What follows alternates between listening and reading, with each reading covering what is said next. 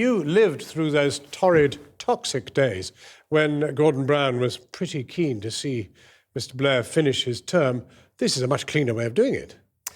Well, I can't for the life of me believe that this was planned, because it's just, if you're 5 weeks from an election and you're the Prime Minister and the leader of one of the two parties that could win that election, win a majority, you have to be devoting every single ounce of your energy and your time and the public debate to explaining why you should win.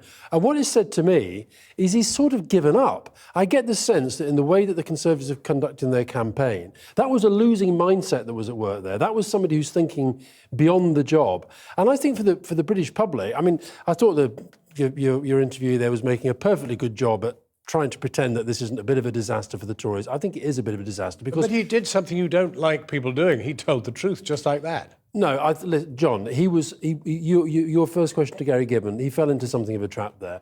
He does not... Look, he's made this election so far... Don't be seen in your kitchen seems to be the well, new that might be. watchword. It might be. But let me just say, he's made this election campaign, which should be about the economy, should be about jobs, should be about public services. He's made it so far about two psychodramas to do with him.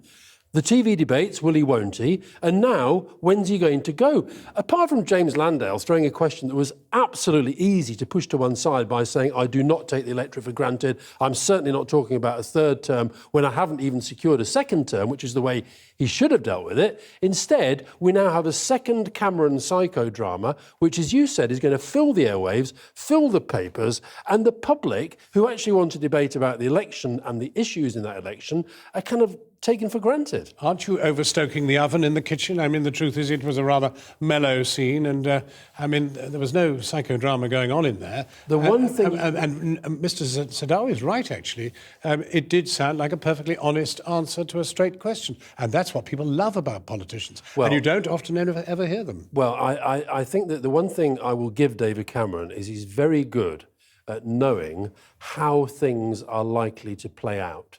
And I think that either it was a trap and an accident, or it was a deliberate indication of somebody, to my mind, who isn't actually focused on winning this campaign. If you look at how they're trying to play the Labour SNP thing, it's all about, we can't win this election.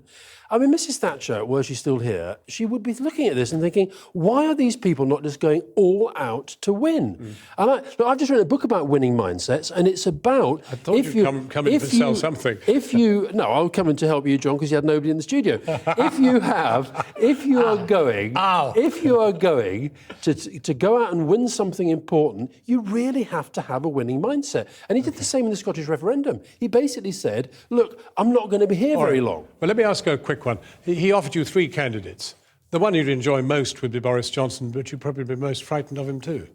No, look, I think that was silly as well. For him to start sort of doing the runners and riders on the future leadership of the Tory party is, to use your word, ill-placed about Margaret Thatcher and Tony Blair, bonkers. I actually think that the fact is that the Conservative Party is 5 weeks away from an election. He didn't win the last one. He didn't get a majority when, frankly, he should have done.